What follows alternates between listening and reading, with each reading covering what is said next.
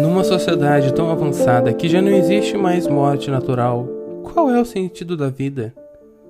2042 marca o ano em que o processamento computacional chegou ao infinito. A partir daí a natureza passou a coroa para a vontade humana reinar. Já não existem mais mortes naturais, e o controle populacional é feito pelos ceifadores. Reza a lenda que suas vítimas são escolhidas aleatoriamente, mas o exemplo de Cole demonstra que não é bem assim. A Nimbocúmulo foi a inteligência artificial que destronou os políticos e ditadores. Era mais eficiente que qualquer um deles e todos somados. Sabia exatamente quais eram as medidas necessárias para acabar com a fome no mundo e reverter a pobreza. Apenas uma coisa fugiu do seu controle: a morte, ou o direito de matar. Para isso foi criada a Ceifa, composta apenas por humanos que tinham o único objetivo de coletar as pessoas. A nuvem, Nimbocúmulo, é um ser senciente que existe para servir os humanos. Há várias passagens onde ela narra sua vontade e seus pensamentos acerca do planeta. Mais inteligente e sábia que toda a sociedade, ela foi capaz de organizar todo o planeta Terra e impedir que colapsasse sob o domínio dos homens. Foi capaz de estender o potencial de vida de cada ser humano e também de administrar tudo que existia na superfície e abaixo dela. Permitiu que o teto de 10 bilhões de seres humanos ficasse para trás rapidamente, prolongando a espécie. Olá meu povo, meu nome é Lawrence, sou formado em História e hoje nós vamos trocar uma ideia sobre o romance O Ceifador, de Neal Shusterman, e seu impacto na literatura.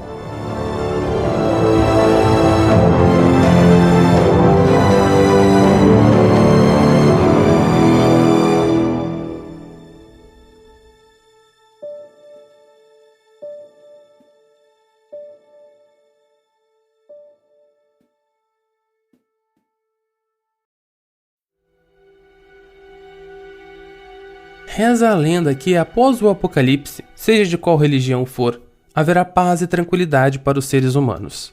É claro, para aqueles que foram salvos da perdição eterna. Nesse momento a vida será de gozo, contemplação e adoração. Não haverá necessidade de organizações políticas, movimentos sociais, constituição de família ou coisas do gênero. Todos serão governados pela divindade suprema e aproveitarão de sua misericórdia.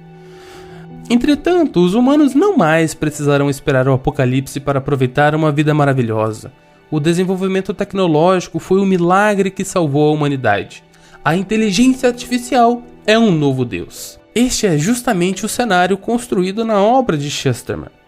E quais os problemas poderiam existir no mundo como esse? Já não existe mais fome, miséria, encarceramento. Todo mundo desfruta de uma boa vida, mesmo que não queira trabalhar. Bem, ainda existe uma variável que pode pôr tudo a perder: as pessoas. Já dizia o filósofo Thomas Hobbes, o homem é o lobo do homem. Nesse mundo existe uma organização totalmente apartada do governo da nuvem, que é a Ceifa. Ela foi criada para manter o crescimento populacional sob controle para toda a eternidade. A Ceifa não pode ter comunicação com a Nimbocúmulo e a nuvem não pode conversar com os ceifadores. A regra é clara e imutável. E quem são os ceifadores? A fim de não estragar a surpresa para futuros leitores, decidi por tornar as descrições mais genéricas, de forma que o enredo não seja contado. Posso dizer então que os ceifadores são pessoas treinadas para a sua função: matar pessoas. Obviamente que não são assassinos desenfreados, e é por isso que há uma extensa burocracia em cima dessa galera. Diferente de todas as outras pessoas do mundo, os ceifadores não podem conversar com a nuvem. O cotidiano de qualquer civil é comunicar-se com a Nimbocúmulo para tirar quase qualquer dúvida, pedir para que ela faça diferentes coisas e tê-la como confidente e zeladora de sua vida. Há de se lembrar que no mundo regido pela inteligência artificial, muitos trabalhos e funções são automatizados, de tal modo que não é mais necessário que cada pessoa tenha o seu carro, já que as cidades dispõem de carros públicos que são dirigidos automaticamente. Ceifadores podem utilizar-se desses veículos? Até podem, mas com limitações. E também a Ceifa mantém os registros dos diários de todos os ceifadores. Todos os dias os ceifadores precisam escrever seus passos e suas coletas. Até pode servir como maneira de desabafo ou para refletir sobre um tema filosoficamente. E é importante que eles façam isso para lembrar sempre de que são seres humanos também e não deuses caminhando sobre a Terra, pois são os únicos que podem tirar uma vida humana. E como que é a vida de uma pessoa normal? Imagine um remédio milagroso capaz de curar qualquer doença do mundo. Não existem mais pragas, pandemias ou contaminações em massa para as pessoas e os animais que criam. Também não existem mais doenças autoimunes, disfunções genéticas e distúrbios psicológicos que façam frente a esse novo medicamento. Quedas, acidentes, hematomas e braços quebrados já não são problemas tão graves e muito menos a dor que os acompanha. Além disso, esse é um medicamento vitalício do qual você nem precisa lembrar de tomar ou acionar quando estiver sentindo algum sintoma. Logo que qualquer malefício comece, de imediato o antídoto inicia seu tratamento de reparo do organismo. Parece um sonho, né? Uma evolução suprema dentro da medicina. A humanidade controlada pela nuvem nunca mais precisou se preocupar com nenhum dos problemas que eu mencionei. Não é culpa de nenhum medicamento milagroso, mas sim de nanorobôs que percorrem todo o sistema circulatório das pessoas desde o dia do seu nascimento, absorvendo a energia necessária para seu funcionamento e cuidando de todas as necessidades fisiológicas do indivíduo. Se você estiver com frio, eles vão te aquecer. Se estiver com muito calor, darão um jeito de resfriar seu corpo. As dores agudas e absurdas são praticamente neutralizadas pelos analgésicos diretamente no sistema nervoso. Nada foge aos olhos da vigilante que nunca dorme, nem ao nível macro e nem ao nível micro.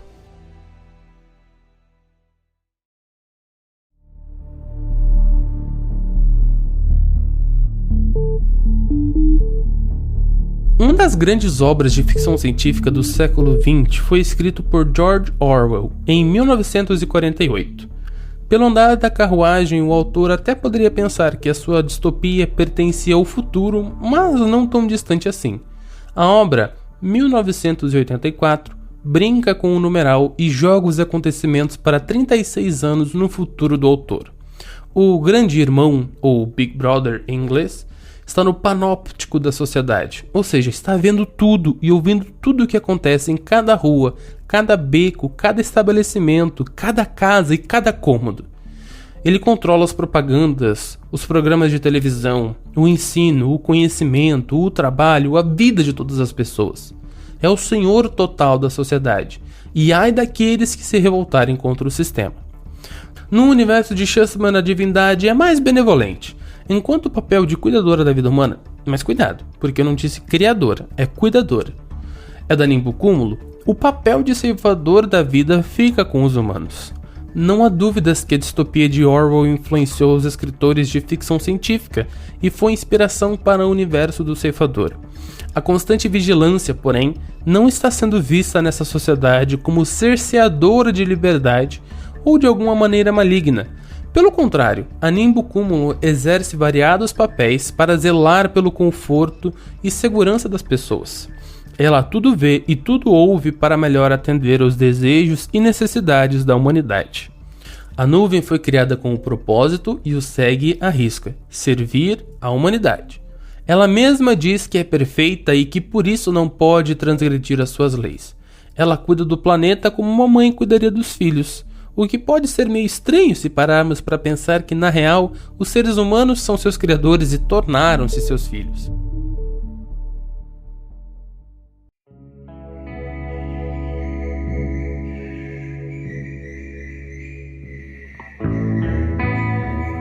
Mas por que não existe medo de que um dia ela possa se voltar contra a humanidade? Da onde provém tanta confiança numa inteligência artificial que, mesmo tendo todo o conhecimento do mundo, podendo processar mais dados que qualquer máquina operada por uma pessoa e sendo completamente empática, ainda não é um ser humano? A resposta tem a ver com o tempo. Já não existe mais ninguém que tenha nascido e crescido num mundo sem a Nimbocúmulo. Ou seja, não há mais nenhuma pessoa que não tenha vivido num mundo perfeito. A nuvem cumpre com todas as leis da robótica propostas por Isaac Asimov. Primeira lei: um robô não pode ferir um ser humano ou, por inação, permitir que um ser humano sofra algum mal. Segunda lei: Um robô deve obedecer às ordens que lhe sejam dadas por seres humanos, exceto nos casos em que entre em conflito com a primeira lei. Terceira lei. Um robô deve proteger sua própria existência, desde que tal proteção não entre em conflito com a primeira ou a segunda leis. Isso tornou os habitantes e protegidos pela nuvem muito diferentes das pessoas que viveram naquele planeta por milênios. A humanidade se tornou dependente da Nimbocúmulo. Sem ela, o planeta pararia de funcionar, já que a automatização tomou conta de inúmeras tarefas antes realizadas por humanos. Mas além do aspecto mais utilitarista referendado à nuvem, ela é também vista como a maior confidente de todos os seres humanos. Muitos escolhem seus empregos justamente para estarem mais perto da nuvem. Ou seja, as pessoas veem na nuvem como a sua razão de existência, quase que divinizada, coisa que ela mesma prontamente rejeita. Mas eu quero tomar a liberdade de ler um trecho referente ao diário de uma ceifadora. Ele não é comprometedor para o desenrolar da história, então pode ficar tranquilo. Abre aspas. Não somos os mesmos seres que fomos no passado. Considere nossa incapacidade de compreender a literatura e o entretenimento da Era da Mortalidade. O que emocionava os humanos mortais é incompreensível para nós. Apenas as histórias de amor atravessaram nossas barreiras pós-mortal, e mesmo assim ficamos atônitos diante da intensidade do desejo e da ameaça de perda que pairava sobre as histórias de amor daquela época. Poderíamos pôr a culpa em nossos emunanitos que limitam nosso desespero, mas o problema vai além disso. Os mortais fantasiavam que o amor era eterno e sua perda inimaginável. Agora sabemos que nada disso é verdade. O amor permaneceu mortal, enquanto nós nos tornamos eternos. Apenas os ceifadores são capazes de mudar isso, mas todos sabem que a chance de ser coletado neste ou no próximo milênio é quase nula. Não somos os mesmos seres que fomos no passado. Então, se não somos mais humanos, o que somos afinal? Do diário de coleta da ceifadora Courrier. Fecha aspas. Olha, essa é uma pergunta que incomoda a muitos ceifadores. Seu juramento faz clara referência a manter as pessoas atentas ao caminho natural da vida, ou seja, a morte. São eles que carregam o fardo de estarem com um pé na mortalidade e o outro na imortalidade. Como lidar com a dualidade? Alguns abraçam plenamente a liberdade que lhes é concedida quando se tornam ceifadores, e por isso aproveitam de todos os benefícios do cargo, mesmo aqueles que são artificialmente criados, ou seja, que não têm caráter de lei. Por outro lado, há aqueles que escolhem se debruçar na reflexão que a arte e a filosofia criaram na Era Mortal. Mas ambos têm de escolher um patrono histórico de antes da Era da Imortalidade para serem referenciados. Os patronos são livres de regras e, em geral, são escolhidos pelo papel que desempenharam na história e a afinidade com algo que o ceifador aprendeu no seu treinamento. Isso tudo serve para lembrar a eles, novamente, que eles são humanos e são mortais, assim como qualquer outro ser humano do planeta Terra. Uma grande discussão que o livro traz é sobre como as pessoas vivem num mundo sem a morte. Quais são as suas motivações diárias? O que sonha a sociedade que vive no paraíso? Acredito que essas são questões muito profundas e para as quais o autor dá algumas respostas. Eu não vou contar quais são. Para descobrir, você vai ter que ler os livros. Mas adianto que todo mundo busca um propósito, mesmo sabendo que a possibilidade de morte é quase zero. E isso é interessante de comentar. A ceifa tem um papel de controlar o crescimento populacional, mas existe tanta gente e tão poucos ceifadores que a chance de alguém ser coletado dentro de um milênio é muito baixa. Por isso, as pessoas não se preocupam com a morte. Bem, não antes que seja tarde demais. Eu acho que isso ajuda a gente a entender um conceito historiográfico muito pertinente: o presentismo. Esse conceito foi formulado por François Hartog, um historiador francês. Hartog é um erudito que tem grandes trabalhos publicados sobre a história antiga, mas além disso é escritor de obras de historiografia. E eu quero tratar aqui de uma chamada, abre aspas, regimes de historicidade, presentismo e experiências do tempo, fecha aspas. Eu já quero deixar avisado que eu não sou especialista em teoria da história e nem me aprofundo a estudar sobre o tema. Por isso eu vou deixar uma descrição completinha para você, ouvinte. Então vamos lá. Hartog vai nos dar as bases para a construção de uma ideia que pode ser conceitualizada como regimes de historicidade. E o que ele quer dizer com isso? Basicamente, cada povo e civilização humanas tem uma relação com o tempo. É quase lei de que as comunidades têm um entendimento sobre passado, presente e futuro. A gente vai tomar isso como uma norma para o que vem a seguir. Então, lembrando daquela datação meio tosca que a gente estuda na escola, a história poderia ser, entre muitas aspas, dividida em história antiga, história medieval, história moderna e história contemporânea. Essa é só uma forma didática de tentar diferenciar o tempo dentro da disciplina, mas não é regra na academia. Cada período desse se refere a um momento em que a humanidade viveu e todos se referem ao passado, menos a história contemporânea, que é tida como o período atual da história humana. Bem, a ideia de passado, presente e futuro é também trabalhada junto com o conceito de regimes de historicidade. Por isso que Hartog vai dizer que cada sociedade trabalhava com a história de uma maneira diferente e que também tem uma relação especial com um tipo de temporalidade. Se a gente parar para pensar na história antiga, a galera tinha uma relação muito forte com o seu passado. Pensa comigo, Heródoto, um historiador grego, nasceu 5 séculos antes da Era Comum, ou antes de Cristo, e ele já escrevia muita coisa sobre o passado.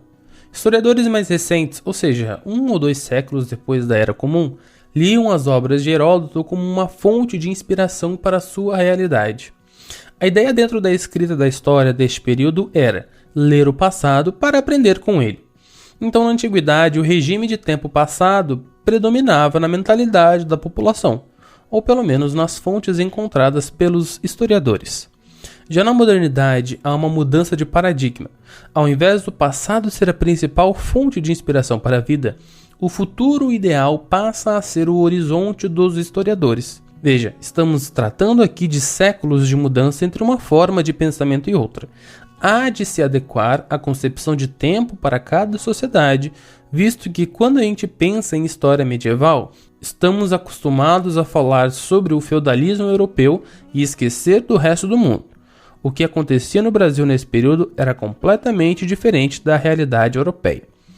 Pois bem, para encurtar a história e ser mais amplo e geral possível, podemos pegar o exemplo do Iluminismo, essa corrente filosófica que deu origem a várias transformações e revoluções dentro da realidade europeia, mas que influenciou outras partes do globo também. A partir dos filósofos iluministas, existe uma preocupação maior com o futuro e como ele poderá ser construído do que uma preocupação com o passado. Na verdade, o passado é até tido como digno de esquecimento, porque lá só existia dor, trevas e depressão. Brinks. Mas o ideal mesmo era o futuro. É dessa época mesmo que nasceram várias utopias que vão ganhar força e forma com o passar do tempo, desembocando em experiências políticas do século XX. A galera dessa época tinha uma relação muito forte com a construção de um futuro mirabolante e maravilhoso. Por isso a principal intenção era pavimentar o presente para a chegada do futuro glorioso. E é aqui que chegamos à cereja do bolo do livro do Hartog e também da nossa discussão sobre história. Precisamos falar sobre presentismo. Eu acho que fica meio evidente, e o termo expressa isso muito bem, que esse regime se refere ao presente. Em sua obra, o historiador francês vai marcar o início do presentismo com a queda da União Soviética. Mas, obviamente, isso é um processo histórico datado desde o início do século XX. É uma coisa sempre importante de lembrar. O importante na história não são apenas os acontecimentos, mas principalmente os processos. Então a gente vê que depois da Segunda Guerra Mundial houve um momento de tensão generalizada em que uma nova guerra poderia estourar a qualquer momento, e isso foi chamado de Guerra Fria. Na Guerra Fria houve a disputa de duas vertentes político-ideológicas, o capitalismo e o socialismo, ou o comunismo. A queda da União Soviética foi considerada um marco do fim do comunismo e a prova cabal que essa ideologia não funciona. Obviamente, isso é um discurso político do liberalismo para afetar as pessoas a buscarem refúgio no capitalismo. E essa disputa está muito bem descrita no episódio 23 do nosso podcast, intitulado Stranger Things e o Terror Soviético. Vale muito a pena você ouvir depois de terminar esse aqui. Voltando então. As pessoas em todo o mundo começaram a tomar consciência de que talvez não exista um futuro ideal e que talvez esse futuro seja muito ruim de se viver.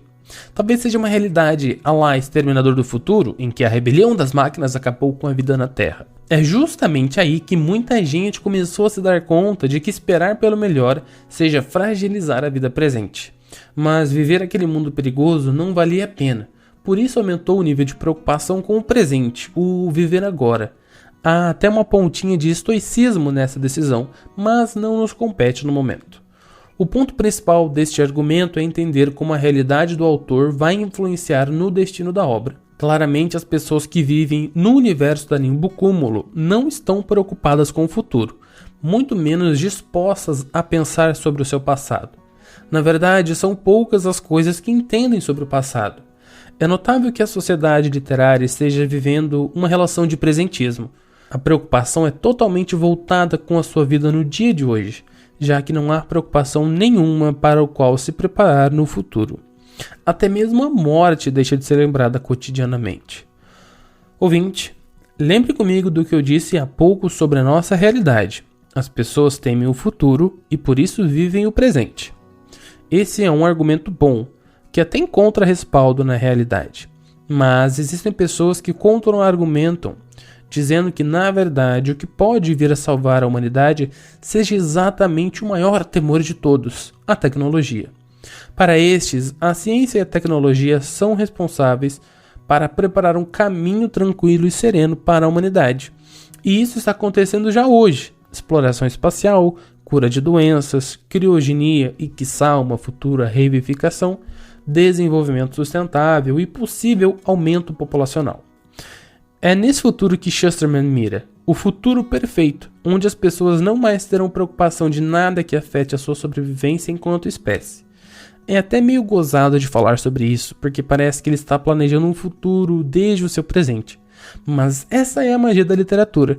Ela transcende o tempo histórico e propõe à imaginação caminhos sem limites ou fronteiras. Quem diria podermos viver o futuro de Neil? Mas será que vai ser tão lindo assim? Querido ouvinte, obrigado por me ouvir até aqui. Se você gostou do episódio de hoje, compartilhe com um amigo e também divulgue nas suas redes sociais. Sério, essa é a melhor maneira que você tem de me ajudar. Não esquece de dar uma olhada na descrição para saber mais sobre os assuntos que eu trouxe aqui. Se você quiser financiar o podcast, você pode acessar o link www.padrim.com.br/humanascult ou mandar um pix para a chave humanascult@gmail.com. Este também é o nosso endereço de e-mail para que você possa se comunicar com a gente. Muito obrigado por me ouvir até aqui e até a próxima.